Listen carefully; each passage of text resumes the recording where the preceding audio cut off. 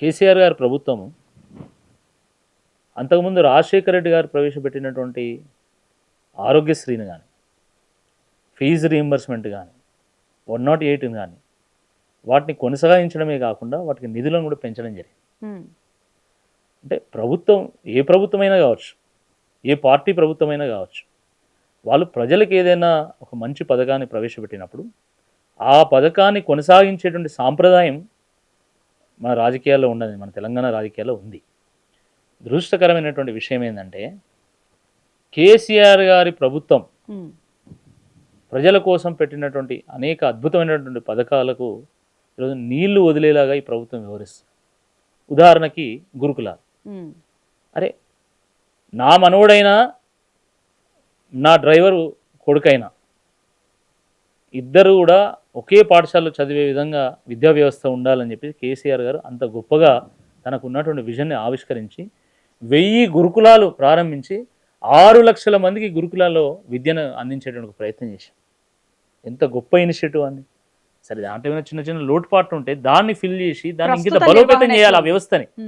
కానీ ఏమైపోయింది, ఈరోజు వాళ్ళకి కనీసం తిండి పెట్టే పరిస్థితి లేదండి.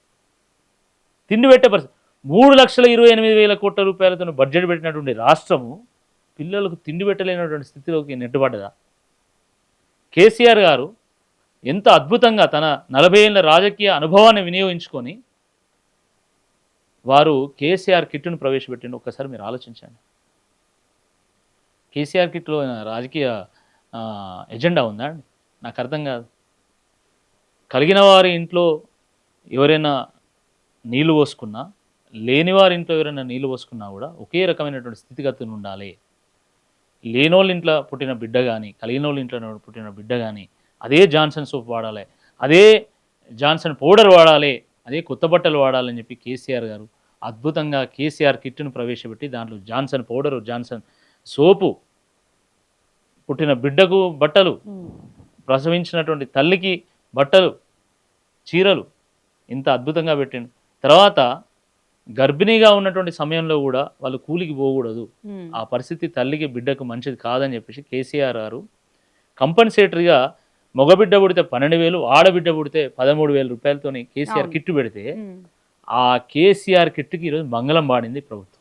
ఏం తప్పు చేసినారని మీరు చెప్పి కేసీఆర్ గారు స్కీమ్స్ని మీరు ఆపేసిండ్రు?